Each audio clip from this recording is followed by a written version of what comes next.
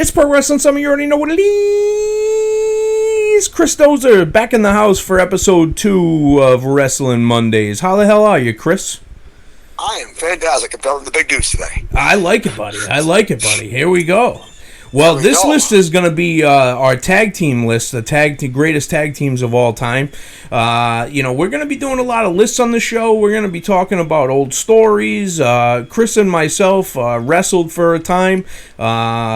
I had a small hand in training Chris, so we definitely have small hand. Hand. Yeah, small hand. Well, I have small hands. Don't sell yourself short. But I think that we're gonna tell some old stories. We're gonna have some fun with it. We're gonna talk about some of the old shit that we used to get up into and whatnot. But it's gonna be a lot of fun, man. We're gonna have a lot of fun with it. But getting into this tag list, we're gonna go through our favorite tag teams of all time. And again, we don't even know. We haven't even talked about who's on our list, which is awesome. This is the fun of the thing because we're all learning new things at the same time.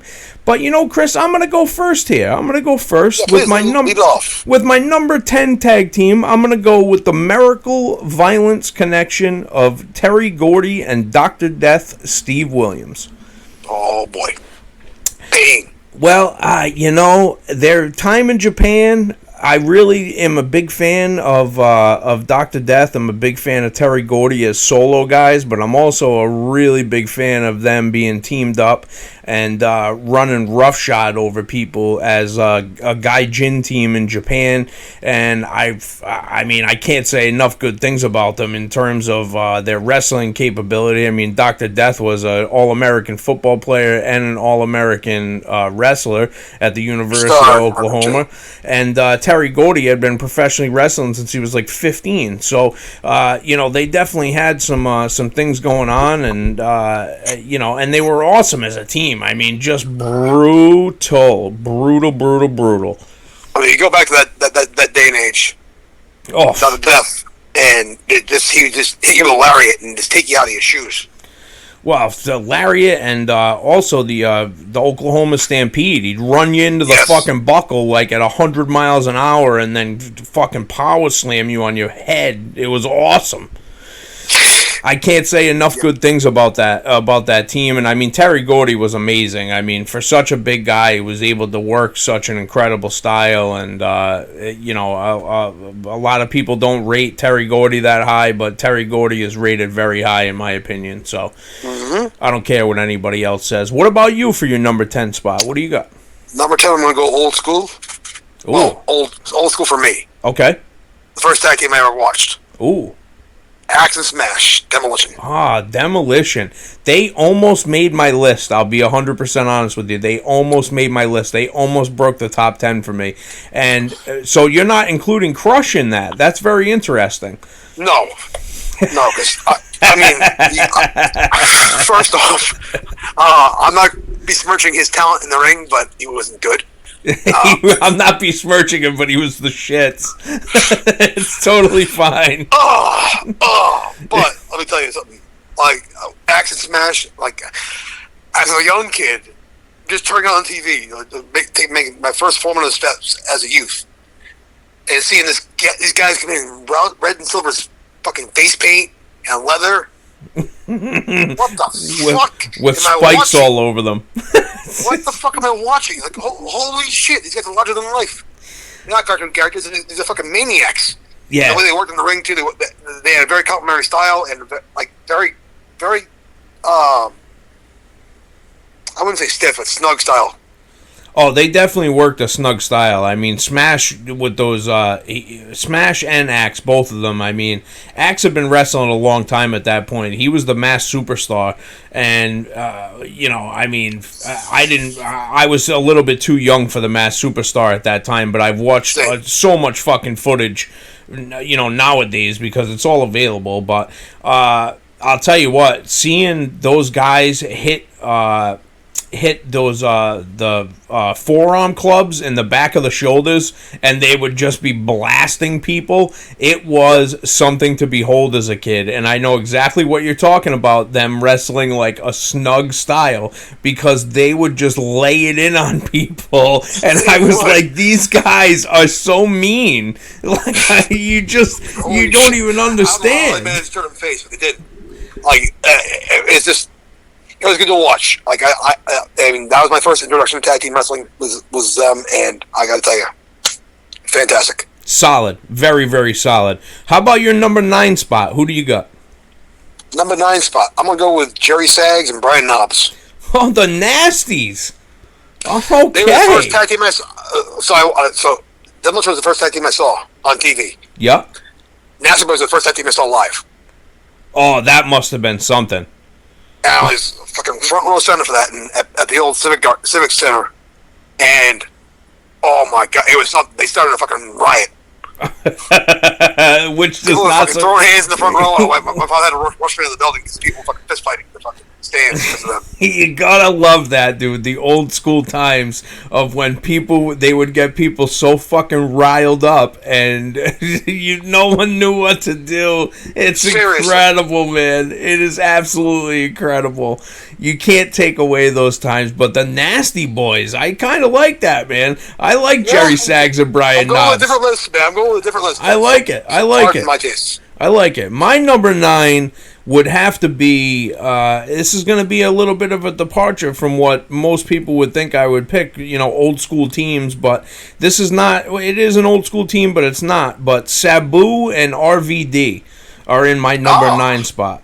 I wouldn't have thought you had them up so high, but okay. You know what, man? I gotta say, and I'm gonna say this out loud, and some people may know this, but most people probably don't. My favorite tag team match of all time is actually involving Sabu and RVD versus the Eliminators. And then, nope. It's the Eliminators. Perry Saturn? Perry Saturn and John Cronus. Yep. Okay. And then it turned into a 3-way with Sabu, RVD, the Eliminators, and the Gangsters. New Jack. Yeah, New Jack and Mustafa. So it was pretty outstanding, and the way that they got to the 3-way match was awesome. Sabu launched a chair at Perry Saturn. Perry Saturn had RVD in a rear chin lock in the ring during their tag match, and then Sabu launched this chair at Perry Saturn, hit him in the face, and then Perry Saturn went completely ballistic, and it turned into like a half shoot for maybe about a minute and a half, where Perry Saturn was just beating the fuck out of Sabu on the outside of the ring, like legitimately punching him and shit, and then it just turned into a fucking chaos. It was just, the whole match was chaos.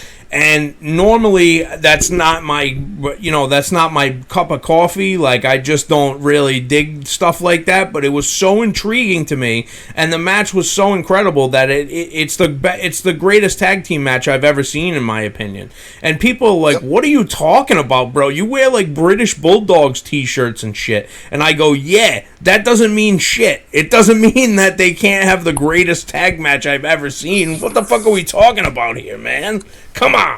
There's something to be said for an old school ECW fucking melee. And that's exactly what it was. It was old school ECW, and it was completely out of fucking control. Completely out of control. Well, who do you got for your number 8? Number 8 spot. I have the Hart Foundation. The Hart Foundation. They also have made my list. They've also made my list. Very interesting. At this point, I don't give a shit which pairing you got. I grew up with Jimmy the Angel Knight Hart and Bret Hart. Yep. As they're breaking in from Stampede into WWF. Yep. You can put Owen in there as well. Owen and Jim. Owen and Bulldog. Bulldog and Bret. Bulldog and Jim. I don't care which version you want. You can put Brian Pillman in there if you want.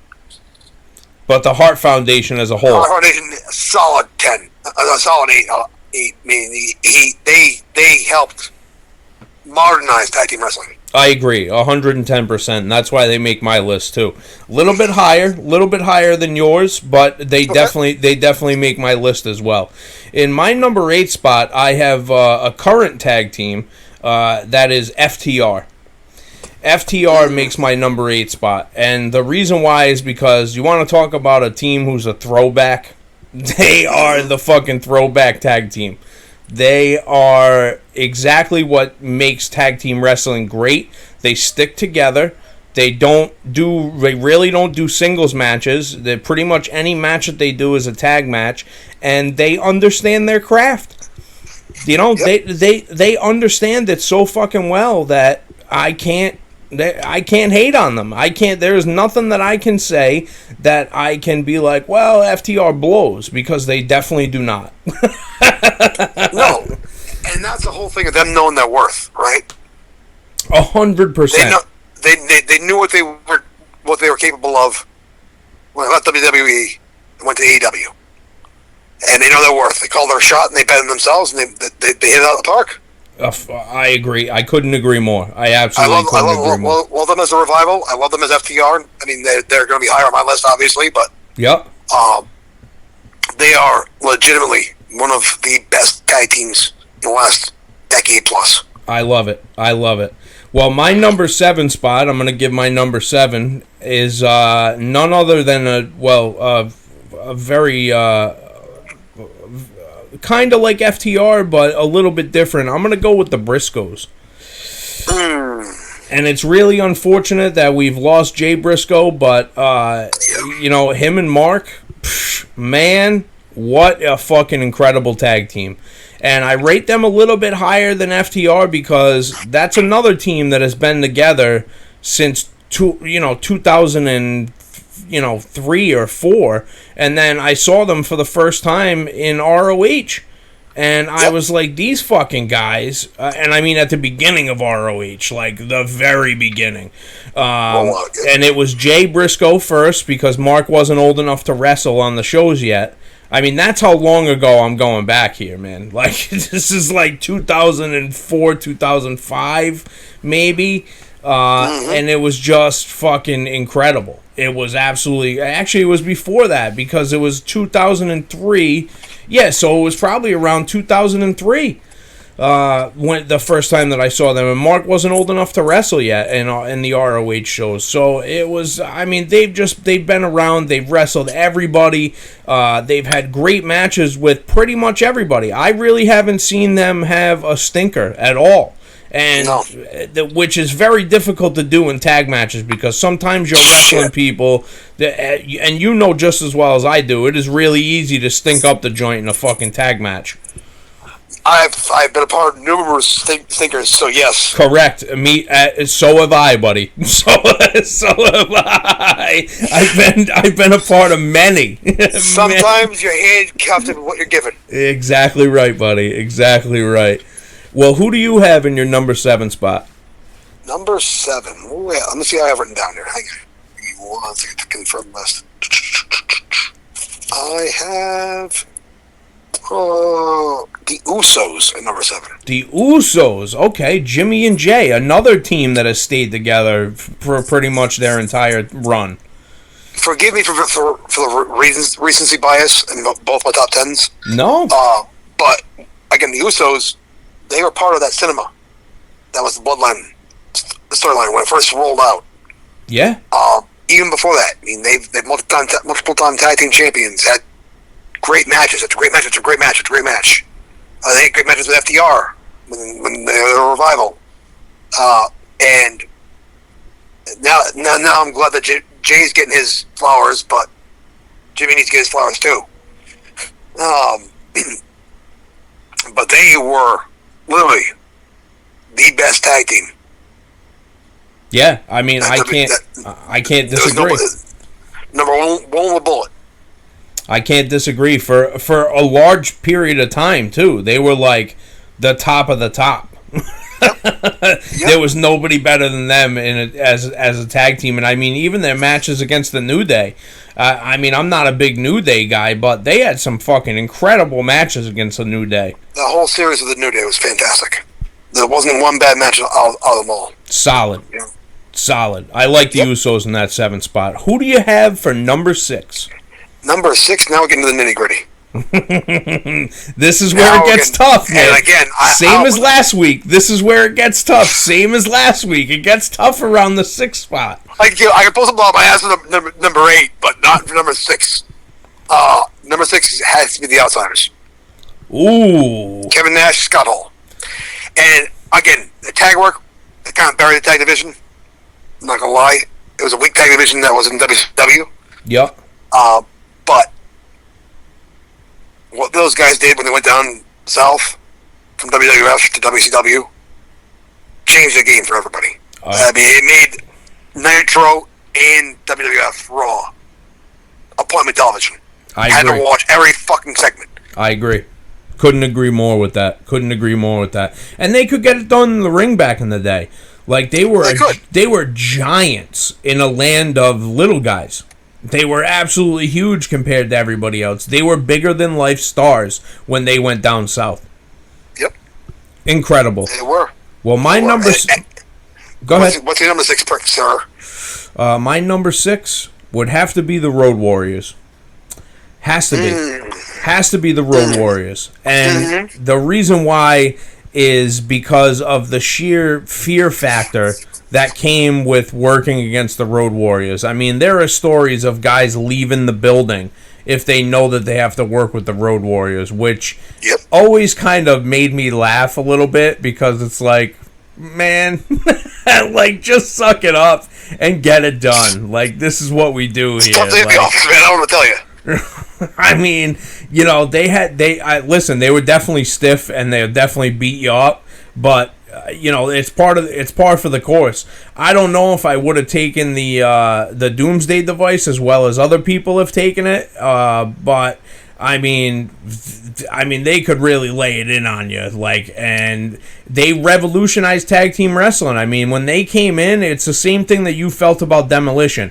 I looked at those guys and I was like, holy shit, dude. These guys have spiked fucking shoulder pads on and they look like the most menacing human beings in the world. Like, I looked at their haircuts and I was like, who the fuck cuts their hair like that? Like, these guys are savages. Like, what type of fucking human beings what the are fuck these have I been people? watching? Right. But who said it? I think it was Jim Cornette said it. Wrestling is better with a sense of danger. Yeah, and they definitely had a sense of danger to them, that's for sure. Oh, it brought it and the pop we got from the fans was fucking fantastic. Oh, nobody could compare that up. Unbelievable. Absolutely unbelievable.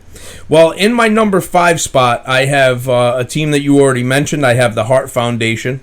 And we've already talked about what the Hart Foundation means to tag team wrestling, so we don't really have to delve any further into it. But the Hart Foundation for me, I mean, their matches against the Bulldogs, their matches against the Rockers, like, you can literally go through the annals of time and talk about any of the matches that they were involved in, even against Demolition, Powers of Pain. Like, they had good matches against everybody. So, who is in your number 5 spot?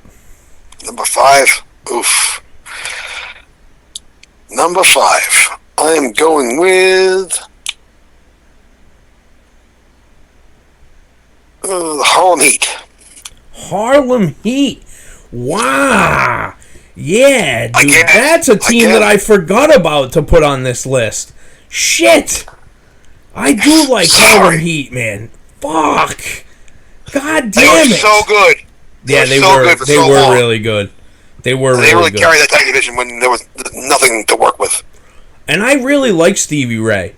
A lot of people didn't like Stevie Ray, but I like Stevie Ray. They were two big dudes who could get out there. They were athletic. They could work. Booker T was great, being the guy who sold. They were really tremendous. And I mean, people are like, Booker T, the announcer? I'm like, yeah, no. Booker T was a great wrestler before he was an announcer. Like, don't. He's also a mountain of a man too. Yeah, he's a giant human being. Like, he is not a small fucking dude. So, wow, Harlem Heat, man. I can't believe I forgot about them. Shit. Now I'm pissed. I want to take somebody out of here. Fuck. Shit. I might take Sorry. Gordy and Dr. Death out and put Harlem Heat at number 10, I think. I think I would do that. I think I'd do that right now. Change your mind, Jimmy. Jesus. I know. I shouldn't do that. I shouldn't do it, but I think I might change my mind. I think I might I'm going to put Harlem Heat at 10. Other than Gordy and Dr. Death, they would have to move to 11 for me. Shit. That's how good I think Harlem Heat was, man. Shit, man. Fucking Stevie Ray. Yes. And Booker T, man. But young Booker T, before he had dreads and shit. Like, yes, short haircut. And weird mustache. And I love the fucking Harlem Hangover leg drop. I absolutely love it. Because it was a thing of beauty. Mm-hmm. Thing of beauty. Well, that was your number 5. How about your number? That was my number 5. How about your number 4? Number 4 is gonna be the Steiner brothers, Rick and Scott. The Steiners. I knew you were gonna put them on the list. I knew that they would go on a list for you. I'm going with my childhood, man. My childhood never steered me wrong. I get it, man. Rick and Scott, hell of a fucking tag team. The only reason why they didn't make my list is because of the turn. When Scott turned on Rick, I lost all respect for that tag team. Because you no longer feared Rick. Well, because it made Rick look like a puss, and there wasn't any reason for it. Rick was the wrecking ball of the tag team. They were incredible as a tag team. Just so much and revolutionizing moves, the Frankensteiner. I mean, it just. And you see now with Rick Steiner's son, Braun Breaker. Who's also incredible, by the way. Oh, he's a freak of nature.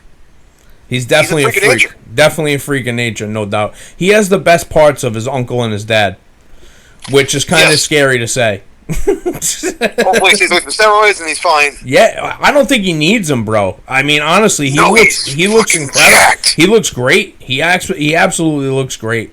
He looks great. He's gonna get strapped up in a few years, so don't worry about it. The Steiners, though, incredible. What an incredible fucking tag team. I always loved the finish with the Steiner Bulldog off of the top. Yep. Like, it was always great. I love the Steiner Screwdriver. Even their matches that they had in Japan, they came to WWF, they worked. Like, I mean, they've worked. They literally have gotten over everywhere that they've gone. So, I mean, really tough to say, like, that they're not in that they shouldn't be in this list for sure. No. Well, number four for me is the British Bulldogs. And they remain the list. Yeah. I mean, I'm not a big Davey guy. Not saying that there's anything wrong with Davey, but I'm just not a big Davey guy. But Dynamite Kid and Davey together, man, the power slam into the diving headbutt off of the top, it's just a thing of beauty. Like, it really is. And they wrestled so many great matches against the Hart Foundation. They wrestled, they wrestled the Quebecers. Well, it wasn't the Quebecers. It was the Rougeau brothers. I shouldn't say the Quebecers. But they wrestled the Rougeau brothers. I mean, they've wrestled literally everybody, and they've had great matches with everybody. And they went to Japan and worked. I mean, they've done so many different things that it was tough for me to leave them off the list. Steiner brothers definitely could have made it on my list if they didn't do that turn. But fair criticism. Yeah, but the Bulldogs definitely on the list. Well, here we go. We're really into the nitty gritty now. My number 3 is kind of like an unknown. I shouldn't say unknown team, but unless you're a real fan, you probably don't know about this team. They are the Fantastics. And yes. A lot of people are going to say, Tatum, what the fuck, man? Why didn't you put the Rock and Roll Express on here? Because the Rock and Roll Express weren't that good. I'm sorry to tell people the Rock and Roll Express were not that good. Did they have tag team wrestling under hook, line, and sinker? Yes. Would the Fantastics be there if it wasn't for the Rock and Roll? Probably not. But the fact is that the Fantastics were a way better tag team than the Rock and Roll Express ever were. And a lot of people don't rate them, and I always rated them. I always rated them very, very high. I loved watching their matches. I mean, very innovative. That's had fall stage during their entrance before. So Right, exactly right. Now, who's in your number 3? I always said number 3. Number 2 for me is the Midnight Express. Oh, that's right. The Midnight Express, and that's where my number 2 is as well. With James E. Cornette. I mean, that's perfect. Again, like you wouldn't know about the Fantastic Six if you didn't hear from Jim Cornette. You know what I'm saying? 100%. I mean, which version of the Midnights though? The Bobby Eaton version with Dennis Condrey or with Stan Lane? I think the original was the original one was, I believe, Stan Lane works out, right? Or no, Dennis Condrey? No, it was him and Dennis first. It was right. Him and Dennis first, but either version, I mean, is fine because Bobby Eaton's in the team, so it doesn't really matter. I mean, Bobby Eaton is an unsung worker as far as I'm concerned, an incredible worker, and his tag team ability. Plus, Jim Cornette. I mean, want to talk about a guy who knows how to get heat? My God, that guy is a heat magnet, an absolute heat magnet. That's very interesting that we had the number 2 the same. And who is number 1 for you? Number 1 for me, I have the Dudley Boys. The Dudleys. Interesting. Very interesting. Teams that have done it in Japan, they've done it in the U.S., they've done it in all 3 major promotions in the United States. It's one of those things where it's hard to argue their success. Very hard to argue their success. Another team that has stayed together through thick and thin. Really, they only had like one bout. And bad booking. Yeah, and bad booking. When he was Reverend Devon, which... Jesus Christ, that was a terrible fucking gimmick. See, a lot of people didn't like the Reverend Devon. I dug it. I thought it was brilliant. Like, this guy, especially with Batista walking around with the cash box around his neck. Yeah, Deacon Batista. Deacon Batista. The collection box. Fucking hysterical, dude. Hysterical. Absolutely hysterical. But the Dudley Boys being in the number 1 spot, that's... I mean, I'm not upset about that. I'm really not upset about that. I think that the Dudley Boys are a fucking hell of a tag team. Hell of a fucking tag team. Tough. They did it in ECW, did it in WWE, did it in TNA. Like, they've done it everywhere. So different time periods, too. It's different, fucking amazing. And I've never... I went to a couple of ECW shows, and I can assure you that you've never heard a crowd be as vocal as they were when they were cutting a promo. I've never heard so much foul language in my entire life be spread by people. It was pretty incredible. I mean, literally, it was "fuck you, Dudleys." That was what they were screaming. Yep. The crowd was chanting, "Fuck you, Dudleys," and it was like, where am I, bro? Where the fuck am I? It was awesome. I couldn't have asked for a fucking better spot to be in, that's for sure.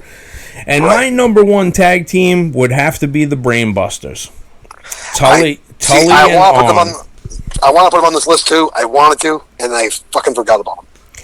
It's tough, man. It's tough with some of these lists because you forget about certain guys. Like, I forgot about Harlem Heat. Like, they're definitely a team for me that I would have put on this list. Maybe even higher than 10, but probably like right around the 9-10 spot I would put them. But the Brainbusters for me, man, I mean, they were... when they came to WWF, I knew them already from WCW. Well, not WCW, but NWA. And, I mean, I love Tully because, again, smaller guy, knew how to work tag matches, and Arn was always incredible to me. I always rated Arn so high. I rated Arn in a different capacity than other people rated him because they were like, oh, well, he's like nothing special. I'm like, that's what makes him special, is that he looks like nothing special. He looks like your uncle who would show up to a barbecue and whoop your ass. Like that's right. Like he's gonna show up in a pair of jeans and a fucking and a polo shirt tucked into his jeans, and he's gonna have And five. shoes. Yeah, he's gonna have like 5 or 6 beers, and then he's gonna fucking whoop your ass. Like that's the type of dude who he is to me. So Weird colored glasses too. yeah, exactly. Like I always rated the Brainbusters super high, and they're definitely my number one tag team of all time. And it's funny that we both had the Midnights at second, though. That's very interesting that we had them at I second. knew we'd have some duplicates. Like I said, I had it's to. one of those things. Had to. I love that you picked the Dudleys at 1. I think that's that's a brilliant pick. They're the most decorated tag team right now, or ever. Yeah. Oh shit. Well, yeah, I guess so, huh? Yeah, they must be. They've held like every fucking major title like known to man. Yeah. Shit, dude, I didn't even think about that. Fuck. Well, shit. I'm gonna have to rethink my list, I guess. God damn it. Dude, I think I omitted some people too. I need to go back and look at that too. we might redo our list and come back at you in another month or so. And we'll give you a top 20 this time. Well, this is... See, if it's top 20, we'd still be talking. That's it, bro. Well, this has been another rousing episode of Wrestling Mondays with Chris Dozer and Tatum. We hope that you are enjoying this as much as we are. Tune in next week. We're going to have a ton of new stuff coming up. Like I said, we're going to be talking about stories. We're going to be talking about other lists that we have, previewing shows, giving reviews of shows. I mean, we got a whole litany of stuff going on. But make sure that you tune in, like, share, subscribe. Make sure that you follow us at good.villain.media, and you can also reach out to us on on any other social media platform. I'm sure that Chris has social media. I don't really have social media, but that's fine. Who cares? Nobody cares. Who cares? Anyways. That's right. Hit me up. If don't. I don't care. That a boy. Well, tune in next week, and we'll talk to you soon, people. Peace.